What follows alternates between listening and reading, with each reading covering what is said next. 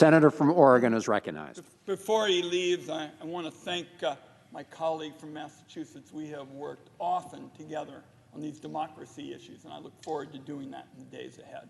I also want to commend Senator Klobuchar from Minnesota, because she has been our point person on the Rules Committee, which is central to this whole debate. I think we all understand what's at stake. That's what my colleagues have been outlining, and I think we have been very fortunate to have Senator Klobuchar at the helm, and she and I have worked together on one of the issues I'm going to talk about, vote by mail, but I just want people to understand how valuable she has been. Mr. President and colleagues, a year ago today, not far from where we stand this afternoon, domestic terrorists tried to beat our democracy to the ground. They might have been successful were it not for the police officers who defended our democracy as they were viciously attacked and beaten. Before anything else is said, in my view, by an elected official, we need to salute these officers and all those who work day in and day out alongside them here in the Capitol. For their courage, we ought to be eternally grateful. The insurrection on January 6th was instigated by the former president who wanted to undo the results of a democratic election. Let's also understand that, unfortunately, inciting the mob wasn't the end of it. Donald Trump didn't exactly walk quietly off into the sunset after the Biden inauguration. The effort to undermine our democracy, to end free and fair elections in America, goes on as we speak. Support for the big lie is essentially unchanged from where it was a year ago. And an awful lot of Republicans who said after January 6th that they were done with the former president have cozied back up to him just 12 months later. The only reason the mob is not here today is Donald Trump didn't summon them back. Now, in my view, it's our job to ensure that another attack like this, or by any other means, never succeeds. And we'll have more to say about those issues in the days ahead. In my view, protecting the vote has got to be step one in protecting democracy. A guiding principle for the Senate must be that while politics may guide a citizen's vote, it should never determine whether they are allowed to vote. To act otherwise would undermine the very foundations of a representative democracy. Empowering voters with a system built on integrity and accountability, a system that promotes participation rather than discourages it, a system with a real history of bipartisanship. Mr. President and colleagues, that's the kind we have in my home state of Oregon. Oregon believes so strongly in the right to vote that everybody gets a ballot sent straight to their home. Mr. President, I'm honored to say that I was the first United States Senator elected in an all-vote-by-mail election.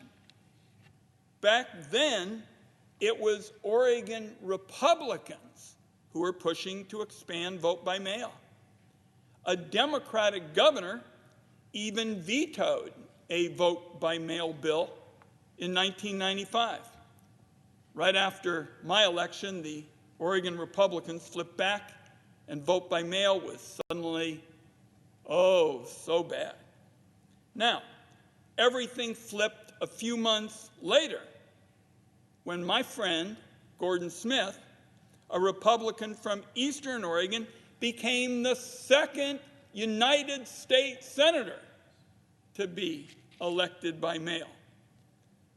At this point, Oregon voters said, we've just had it with everybody looking for some kind of partisan slant here. We just think vote by mail is a really terrific idea. And they went out to vote at a ballot measure, and they chose to make Oregon's elections all vote by mail, passing it with 70% of the vote in 1998. This, in my view, is the culmination of a process that started 40 years ago with some local elections in Lynn County, a small county in the western part of our state. It grew and grew from there. Election officials learned that when you let people vote at home, participation goes up and the costs go down. One of the biggest defenders of Oregon's vote at home system was the late Dennis Richardson. He was our Secretary of State, and by his characterization, he was about as conservative a Republican as you could get.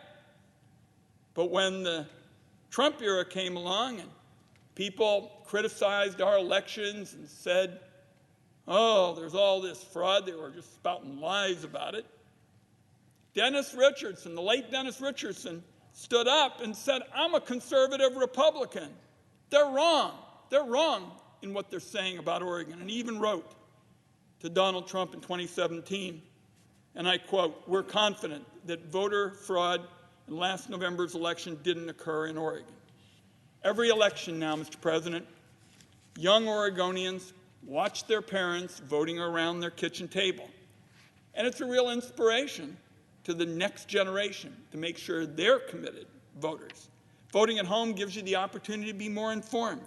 If there is a particular measure, an initiative, or a race that you haven't researched, you get time to look into the options.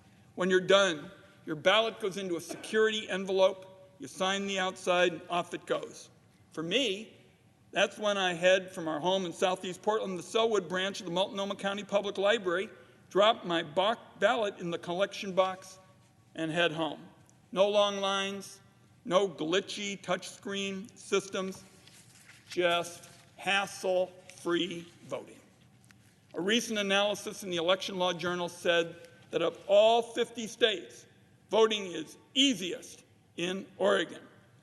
And Senator Klobuchar, I've heard colleagues go back and forth to say who's number one in participation and who's number one in all of these aspects. And I think, like a number of other states, we're all kind of competing for the highest turnout rates. We get some of the highest in the country.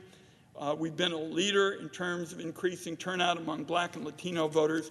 Voter registration is automatic. It's like as easy as a trip to the Department of Motor Vehicles.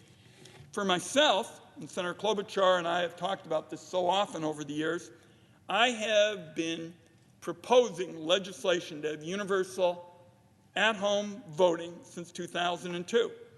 That's what my Vote at Home Act would do. It would give every American the right to vote the Oregon way, the vote that my neighbors and I can do. I will say here on the Senate floor, I guarantee that you do it the Oregon way, it will be a nationwide hit immediately.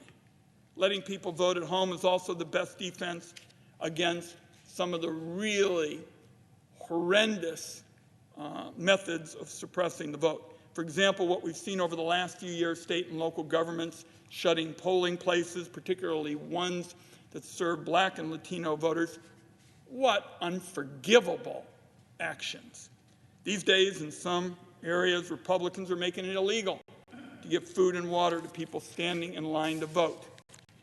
Shouldn't be a test of physical stamina to be able to vote. Nobody should have to wonder if they'll be able to vote if they step out of line, go to a bathroom. Nobody should have to sacrifice an entire day to participate in this incredible democratic system that is America. That's why I proposed the People Over Long Lines Act, called the POLL Act. The bill says state governments have to guarantee that everybody who votes in person can do so within 30 minutes. Anybody who's forced to wait longer has a legal action they can bring. If they sue and win, it's $50 for waiting longer than 30 minutes, $50 more for every hour after that. A free bit of advice to states, get ready. Make sure people don't have to wait in lines. One of the best ways to make sure they don't have to wait in lines is to let them vote at home. It's not just Oregon, by the way, that votes by mail, and I think Senator Klobuchar, we heard some of our colleagues talk about their states and voting by mail. If you need another example, let's think about the United States Armed Forces. Most service members and their families vote by mail in every election. All of the people who wear the uniform in the United States can vote by mail in every federal election. Been that way for decades. So, the bottom line is that we think it's time to get the Oregon system into every nook and cranny in America. We feel that way because it works. It raises voter participation, lowers the cost of running elections, helps voters be more informed, safe and secure. And if you're resisting safe and efficient elections with higher voter turnout, then you're suppressing democracy in America. My home state of Oregon shows the way to preserve America. Mr. President, I'm going to close my remarks. I think we'll have Senator Klobuchar speak for all of us here in a moment. But in my closing, I want to touch just for a moment on my family that I'm so proud of. My German family fled their homeland, a place where they were deeply rooted in that nation's society, as my grandfather was a member of parliament and served on the Berlin City Council. My family was forced as Jews to flee the fascists who had taken over their democracy. They fled to America as the last remaining beacon of freedom. With that freedom, my dad chose to serve in our army that fought against German fascism. And my dad's been recognized for his unique contributions. We were so thrilled, for example, to have the senators from Maryland talk about the Ritchie boys. My dad was one of the Ritchie boys, a German kid who taught himself English so he could be out there fighting the Nazis. And I remember the good work of the senators from Maryland and how thrilled our family was about that.